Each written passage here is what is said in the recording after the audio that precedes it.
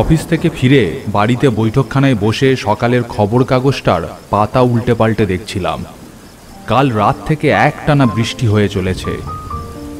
বৃষ্টি তো কমেইনি, বরং বৃষ্টির সাথে শুরু হয়েছে ঝোড়ো হাওয়ার দাপট। ঘড়ির দিকে তাকিয়ে দেখলাম রাত 8:30। বিগত কয় বছরে আমার এটা একটা অভ্যাসের মতো হয়ে গেছে।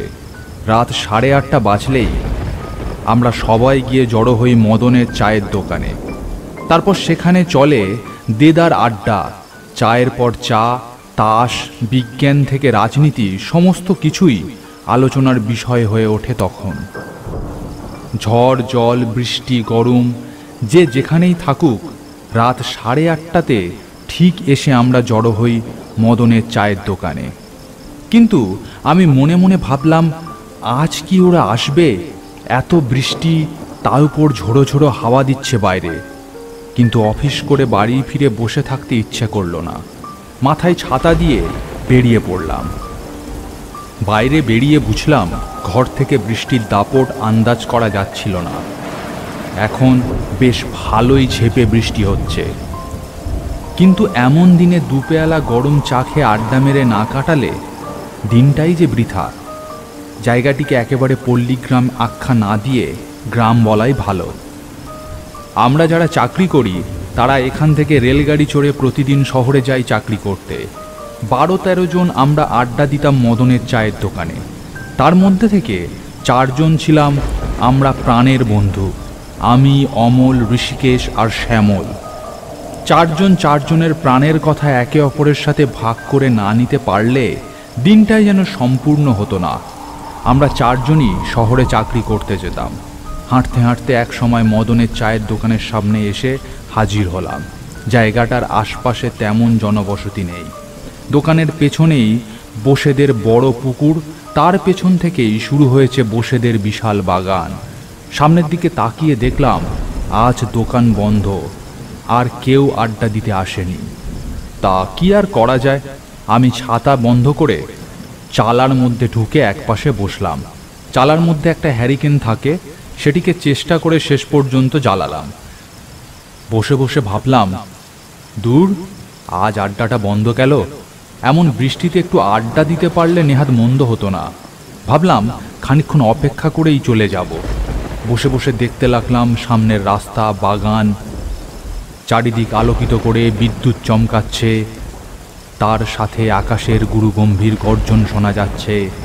বৃষ্টি ঝিমঝিম শব্দে একটানা ঝরে চলেছে। পেছনের পুকুর থেকে ব্যাঙের ডাক ভেসে আসছে।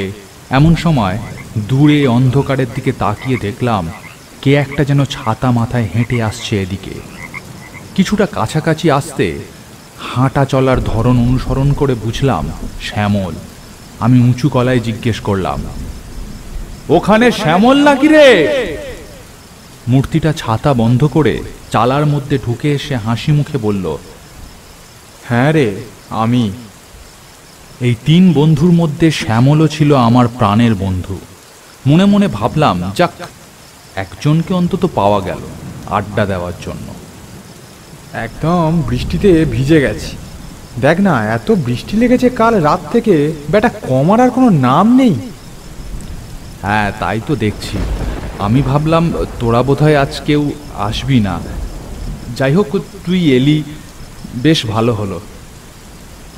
যাই হোক, মরি বাঁচি, আড্ডায় না এসে প্রাণ একেবারে হাঁপিয়ে ওঠে, বুঝলি ভাই? যা বলেছিস একেবারে ঠিক কথা। আজ ফেরার সময় ট্রেনে তোকে দেখলাম না। অফিস গিয়েছিলিস তো? ট্রেনটা মিস হয়ে গেল, তাই হয়তো দেখা হয়নি।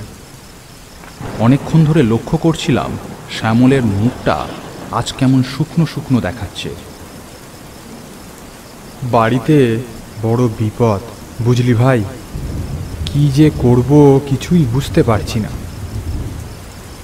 আর একসঙ্গে তোদের 3 জনের সাথে একবার দেখা করতে পারলে ভালো হতো। আবার কবে দেখা হবে কে জানে। কি হয়েছে বলতো তোর? বাড়িতে কি বিপদ? তুই কোথাও চলে যাচ্ছিস বুঝি? কই আগে তো বলিসনি। ধরে নে একরকম চলেই যাচ্ছি। আর কি বিপদ তা বললে তুই হয়তো বিশ্বাস করবি না। এসব কি বলছিস তুই? চলে যাবি আমাদের ছেড়ে? আর কি বিপদ বলে দেখ না, বিশ্বাস করব না কেন? তোর কথা কি আগে কখনো বিশ্বাস করিনি? কি হয়েছে খুলে বলতো ব্যাপারটা আমাকে। সত্যিই কি বিশ্বাস করবি তুই? আরে বাবা, তোর কথা অবিশ্বাস করার কোনো কারণ আছে কি? এত ভনিতা না করে চটপট বলে ফেলে কি হয়েছে। আজ অফিস থেকে ফেরার সময় বড় রাস্তার ওপর দিয়ে অন্য মনস্কভাবে হাঁটছিলাম। হঠাৎ কানে একটা জোরালো হর্নের শব্দ এলো। সামনের দিকে তাকিয়ে দেখলাম একটা ট্রাক দ্রুত গতিতে এগিয়ে আসছে আমার দিকে। বুঝতে পারলাম আর সরে যাওয়ার কোনো জায়গা নেই। তারপর ট্রাকের জোরালো আলোয় আর কিছু দেখতে পেলাম না। তারপর তারপর আমার আর কিছু মনে নেই। মনে নেই মানে? কে এসে তোকে বাঁচালো? আর বাঁচলি বা কেমন করে? সবকিছু বল। আমি হয়তো জ্ঞান হারিয়ে ফেলেছিলাম। তারপর চোখ খুলে উঠে দাঁড়িয়ে দেখলাম আমার দেহটা রাস্তার উপর ছিন্ন ভিন্ন অবস্থায় পড়ে আছে। আমি একটুক্ষণ চুপ করে থেকে হো হো করে হেসে উঠে বললাম, ভয় দেখানোর জন্য বেশ ভালো গল্প ফেঁদেছিস যেমন বৃষ্টির দিনে। কাগজ টাগজে লেখ না, ভালো নাম হবে। এমন সময় সামনের দিকে তাকিয়ে দেখলাম শ্যামলের দেহটা ধীরে ধীরে হাওয়ার সাথে মিলিয়ে গিয়ে শুধু মুন্ডুটা শূন্যে ভাসতে লাগলো। তার টকটকে লাল চোখ দুটো আমার দিকে নিবদ্ধ। এ দৃশ্য দেখে আমি উঠে দাঁড়িয়ে 2 পা পিছিয়ে গিয়ে বললাম, এ কি?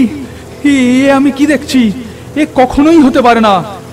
ঠিক তখন শ্যামলের দেহহীন মুন্ডখানা বিকৃত কণ্ঠে বলল, এখনো কি বলবি এসব গল্প কথা? তোদের ছেড়ে যেতে মন চায় না বন্ধু। আর দুজনের সাথে দেখা হলে বড় ভালো হতো। এমন সময় আমার পিঠের শীত দাঁড়া দিয়ে একটা হিমশীতল স্রোত বয়ে গেল। আমি আর এক মুহূর্ত সেখানে না দাঁড়িয়ে দৌড়াতে লাগলাম বাড়ির দিকে। বৃষ্টি মাথায় দৌড়াতে দৌড়াতে পেছন থেকে শুনতে পেলাম সেই ভয়ঙ্কর কণ্ঠস্বর, এখনই চললি কোথায়? আর একটু গল্প করলে হতো না? যাস না, দাঁড়া, যাস না। বাড়ির দরজার সামনে এসে প্রচণ্ড এক চিৎকার করে আমি মাটিতে পড়ে গেলাম। পরদিন সকালে জ্ঞান হতে দেখলাম আমার সামনে আমার বাকি 2 বন্ধু বসে আছে, অমল আর ঋষিকেশ। এই কি হয়েছিল বলতো কাল তোর? সমস্ত ব্যাপার তাদেরকে জানাতে। বড় বাঁচা বেঁচে গিয়েছিস তুই। কাল অফিস থেকে ফেরার সময় শ্যামল অন্যমনস্কভাবে পথ হাঁটছিল। এমন সময় একটা লরি তাকে চাপা দেয়। কাল আমরা সেখানেই ছিলাম, তাই তোকে কোনোভাবে খবর দিতে পারিনি, আর আড্ডাতেও আসতে পারিনি। তুই এখন কয়দিন একা একা এদিক ওদিক বেরোস না বাবা। তারপর থেকে গভীর বৃষ্টির রাতে শ্যামলের সেই ভয়ঙ্কর মুখখানি স্বপ্নের মধ্যে বারবার ফিরে আসে। গল্পটি ভালো লাগলে একটি লাইক করুন। এরকম আরও গল্প দেখতে চাইলে চ্যানেলটি সাবস্ক্রাইব করে পাশের বেল বাটনটি প্রেস করে দিন, কারণ ভবিষ্যতে এখানে আরও এরকম গল্প আসতে চলেছে।